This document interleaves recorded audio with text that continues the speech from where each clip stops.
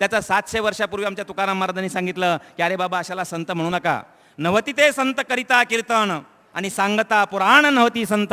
कीर्तन करणारा संत नाही, पुराण सांगणारा संत नाही. महाराजाला विचारलं, महाराज भगवे कपडे जो घाललेला आहे त्याला तरी आपण संत म्हणाल ना? महाराज म्हणले त्याला तर अजिबात संत म्हणू नका.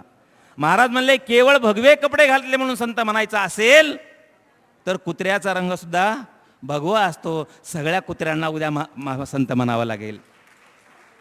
अहो या संतांच्या मध्ये, नव्या नव्या संतांच्या मध्ये, आधुनिक संतांच्या मध्ये एवढं मार्केटिंग आलेलं आहे की मगाशीच आमचे अभिजित पाटील म्हणाले की एक परवा संत आले आणि ते म्हणाले, त्यांचे शिष्य म्हणाले की आमच्या महाराजांचं दर्शन 8 दिवस होणार नाही, तुम्ही आता जर नोंदणी केली तर पुढच्या वेळी होईल.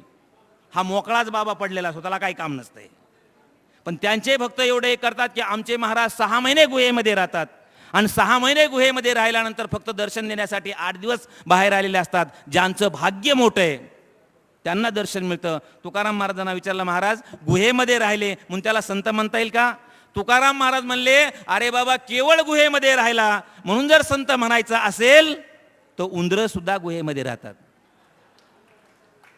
उद्यापासून उंदरांना सुद्धा संत म्हणावं लागेल. मग महाराजांना सांगितलं, महाराज आम्हाला कळलं कुणाला संत म्हणायचं ते. म्हणजे कुणाला म्हणायचं? पांढरे शुभ्र कपडे, पांढरं शुभ्र धोतर, पांढरा शुभ्र सदरा, वाकडी टोपी आणि इथून गंध, खाली शिदोबाचा, वर धुळोबाचा, त्याच्यावर मसोबाचा, असे 15-16 गंध आणि 17-18 माळी एवढ्या जर घातलेल्या असेल त्याला संत म्हणावं लागेल ना? महाराज म्हणले त्याला तर अजिबात संत म्हणू नका. महाराज सांगतात की टिळे टोपी माळा देवाचे गबाळ आणि वागवी ओंगळ पोटासाठी. हे पोटासाठी घेतलेलं सोंग आहे हे तुकाराम महाराजांनी त्या ठिकाणी ठणकावून सांगितलेलं आहे.